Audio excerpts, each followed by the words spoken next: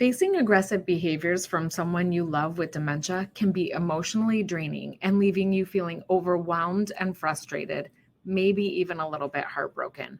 But it's certainly important to remember that you're not alone, and their aggression is a symptom of the disease and not the person that you're caring for. Aggression can be scary and overwhelming. So, today I want to talk about 3 simple steps to help you manage this behavior. So, I was dealing with some patients and their families, and I was talking with them in a group session.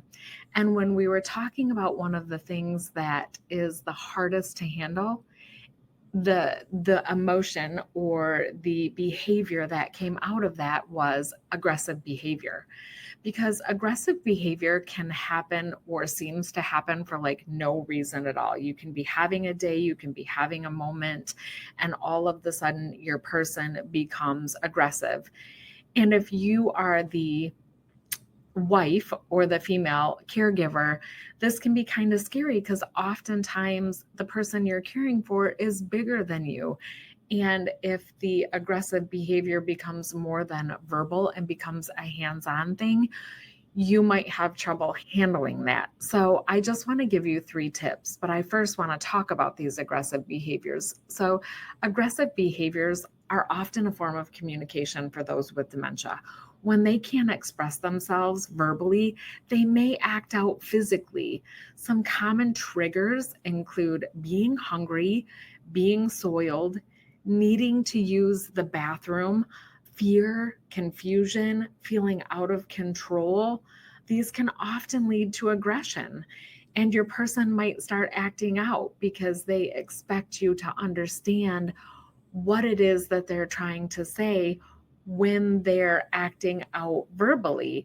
And so, 3 simple things that you can do to help you manage or mitigate some of that aggression is, first and foremost, give your person space if they need it. If aggression starts to escalate and your person starts to like come at you, either verbally or physically, you need to try to back away and give your person some space and see if that situation kind of calms down.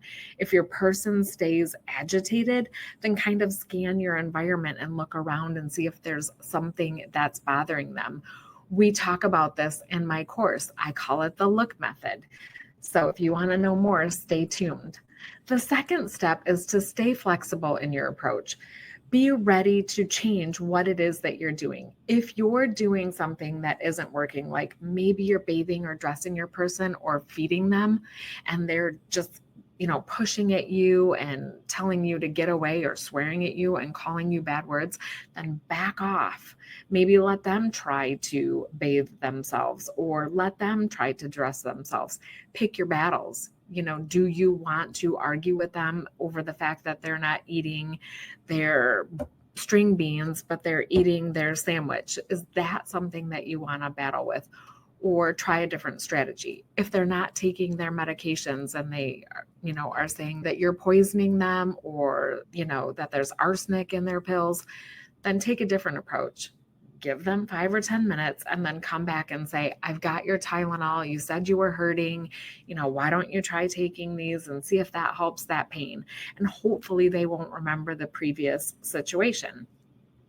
The third step is to use nonverbal cues.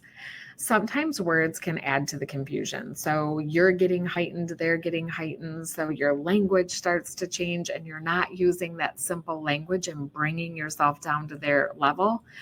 Try using calming gestures like a touch if your person isn't being physical with you. Maintain good eye contact with your person, or even mirror their emotions to show that you're empathetic. If they're getting worked up about something, then empathize with that emotion.